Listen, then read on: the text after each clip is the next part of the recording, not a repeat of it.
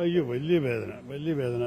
പിന്നെ കുട്ടിയുടെ അമ്മയുടെ അളിയനാണ് ഇവിടെ വന്നിരിക്കുന്നത് ഈ പോസ്റ്റ്മോർട്ടമിനെ സൂപ്പർവൈസ് ചെയ്യാനും പിന്നെ ഈ ബോഡിയെ കൊണ്ടുപോകാനും. പക്ഷെ ഒരു അച്ഛനും അമ്മയും വിചാരിക്കുമോ എല്ലാ സ്വപ്നങ്ങളും കണ്ടിട്ട്. അത് മാത്രമേ എല്ലാവരും പറയുന്ന നല്ലൊരു വിദ്യാർത്ഥിയും കൂടിയായിരുന്നു. അദ്ദേഹം ബ്രില്യൻ സ്റ്റുഡന്റ് ഇവിടെ വന്നിട്ട് ഇതൊക്കെ ചെയ്തിട്ട് പഠിച്ചുകൊണ്ടിരിക്കുമ്പോൾ ഇങ്ങനെ സംഭവിക്കുന്നത് വിശ്വസിക്കാൻ സാധിക്കാത്തൊരു കാര്യമാണ്. അതിൽ പല തെറ്റുകളും ഉണ്ടെന്ന് കണ്ടുപിടിക്കണം ഈ അതോറിറ്റീസിന്. ഒന്ന് പിന്നെ NOC കൊടുത്തിരിക്കുന്നത് വെറും ഒരു സ്റ്റോറേജ് റൂമിനായിരുന്നു എന്നാണ് പത്രത്തിൽ കാണുന്നത്. അങ്ങനെയാണെങ്കിൽ സീരിയസ് ആക്ഷൻ എടുക്കണം. രണ്ടാമത്തത് പിന്നെ എന്തുകൊണ്ടാണ് ഈ കുട്ടികൾ 4 പേര് രക്ഷപ്പെട്ടു, 3 പേര് എന്തുകൊണ്ട് രക്ഷപ്പെട്ടില്ല എന്ന് കണ്ടുപിടിക്കണം. വേറെ വല്ല പ്രശ്നങ്ങളുണ്ടായിരുന്നു ആ സ്ഥലത്തിന്റെ. മൂന്നാമത്തത് ഈ ഓടകൾ വൃത്തിയാക്കാത്തതാണ് ഡൽഹിയിൽ മൊത്തം ഫ്ലഡിംഗ് സംഭവിക്കുന്നത്. ഇനിയിപ്പോൾ രണ്ടാളും കൂടി BJPയും പിന്നെ സംസ്ഥാന സർക്കാരും കൂടി തർക്കം ചെയ്തിട്ടൊരു കാര്യമില്ല. ഇതിനൊരു അടിയന്തരമായിട്ട് ശരിയാക്കണമെന്ന് ഒരു സംശയവുമില്ല. അല്ലെങ്കിൽ എപ്പോൾ മഴ പെയ്താലും നമ്മുടെ ഈ തലസ്ഥാന നഗരത്തിൽ എപ്പോഴും ഫ്ലഡിംഗ് ആണ്. ഇതെല്ലാമാണ് പറയാനുള്ളത്. പക്ഷെ പ്രത്യേകിച്ച് ഇന്ന് അദ്ദേഹം ശ്രീ ലിനുരാജ് ചൂണ്ടിക്കാണിച്ചൊരു കുടുംബക്കാരനെ ആവശ്യപ്പെടുന്നത് ഇനി ഇതുപോലെ വേറെ കുട്ടികൾക്ക് സംഭവിക്കരുത്. അവരെല്ലാവരുടെയും ബേസ്മെന്റ് ഉപയോഗിക്കുന്ന ഇങ്ങനെ ദുരുപയോഗം ചെയ്യണതിനെ അന്വേഷിച്ചിട്ട് അതിനൊക്കെ അടയ്ക്കണം. അതിനെ സമ്മതിക്കാൻ പാടില്ല. എന്നിട്ട് ഇങ്ങനെ ഒരു സംഭവം വീണ്ടും വരാതിരിക്കാനുള്ള എല്ലാ നടപടികളും എടുക്കണം.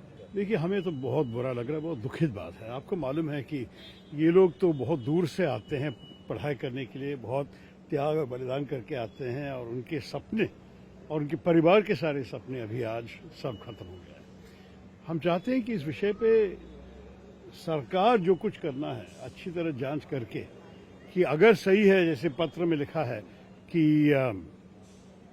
सिर्फ NOC दिया हुआ था एक स्टोरेज कमरे के लिए और उसको एक लाइब्रेरी के रूप में पढ़ाई करने के लिए इस्तेमाल किया, ये तो बहुत बुरी बात है.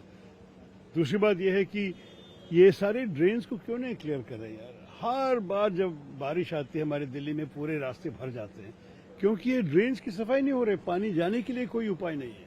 तो वो दूसरी बात.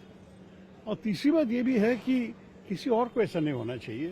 आप हर ऐसे स्टडी सेंटर्स, कोचिंग सेंटर्स, सारे शहर के बेसमेंट कैसे इस्तेमाल करें, क्या लोग रह रहे हैं, क्या हाल है, अगर नहीं समझे तो कल किसी और को ये हो जाएगा. ये भी बहुत दुखद बात है. आप लोग उठाएंगे क्योंकि विपक्ष की चिंताओं में लगातार छात्र का भविष्य रहा है, चाहे वो पर्चा लीक का मुद्दा हो, चाहे अलग अलग राज्य के 3 छात्र ने अपनी जान गंवाई. ये मुद्दा क्या सदन में उठेगा? बिल्कुल कोशिश करेंगे. स्पीकर से बात करके देखेंगे कि 0 आवर पे ये कर सकेंगे या नहीं.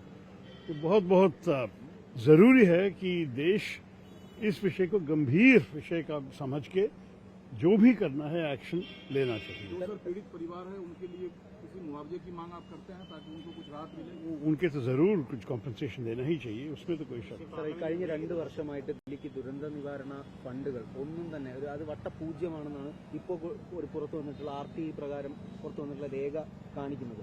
ഇതിൽ ഈ കേന്ദ്ര സർക്കാരിന് ഈ പ്രതിപക്ഷം ഭരിക്കുന്ന സംസ്ഥാന സർക്കാരിനുള്ള നയം ഇവിടെയും അതിന്റെ കൃത്യമായിട്ട് പ്രതിഫലനം അല്ല. പക്ഷെ നമുക്ക് ഒരു കാര്യം വേണ്ടാത്തത് പിന്നെ കേന്ദ്ര സർക്കാരും സംസ്ഥാന സർക്കാരിന്റെ ഇടയിലൊരു തർക്കം അതിന് ആർക്കും ഗുണം ചെയ്യാത്തൊരു കാര്യമാണ്. ഒരു പരിഹാരം കണ്ടുപിടിക്കട്ടെ, അതാണ് ആവശ്യം. ആര് കണ്ടുപിടിച്ചാലും ഏത് വഴിക്കാണെങ്കിലും. പക്ഷെ നമ്മൾ ഈ ഒരു ഡീറ്റെയിൽ എൻക്വയറി വേണമെന്നൊരു സംശയമില്ല. നന്നായിട്ട് അന്വേഷണം നടക്കട്ടെ. അതിന്റെ ഫുൾ റിപ്പോർട്ട് എല്ലാവരും. അതുപോലെ തന്നെ പാർക്കിംഗ് ഏരിയയ്ക്ക് എടുത്ത ലൈസൻസിലാണ് ഈ ലൈബ്രറിയും അതുപോലെ തന്നെ പാർക്കിംഗും സ്റ്റോറേജുമായിരുന്നു. അത് ഒരിക്കലും ക്ഷമിക്കാൻ സാധിക്കാത്ത കാര്യമാണ്. അതിന് സിവിയർ പണിഷ്മെന്റ് കൊടുക്കണം. അങ്ങനെ എടുത്തവർക്ക് ഒരു സംശയവുമില്ല, ഒരു ഫൈനും പണിഷ്മെന്റ് ഉണ്ടാവും. കോച്ചിങ് സെന്ററുകളും അങ്ങനെയാണ് പ്രവർത്തിക്കുന്നത്. അങ്ങനെയാണെങ്കിൽ അവരെല്ലാവരോടും ബേസ്മെന്റ് അടയ്ക്കാനും അതിന് ആവശ്യമുള്ള നടപടികളെടുത്തിട്ട് ഫൈൻ ചെയ്യണമെങ്കിൽ ഫൈൻ ചെയ്യണം. പക്ഷെ ഇവര് ജോലി ചെയ്യേണ്ട ഉത്തരവാദിത്തമുള്ളവരാരാണ്? അത് സംസ്ഥാന സർക്കാരിന്റെ ആൾക്കാരോ പോലീസാണോ ആരാണെന്ന് ഞാനിപ്പോൾ ഇരുന്ന് പറയുന്നില്ല. പക്ഷെ ഉത്തരവാദിത്തമുള്ളവർ ഇതിന്റെ പൂർണ്ണമായിട്ടുള്ള ആവശ്യമുള്ള നടപടികൾ എടുക്കണം. അതാണ് ഇദ്ദേഹം ചോദിച്ചത്. ഞങ്ങൾ ശ്രമിക്കാം. The family members are the gentlemen here. The parents are too distraught to come. This is actually the brother-in-law of the mother of the boy.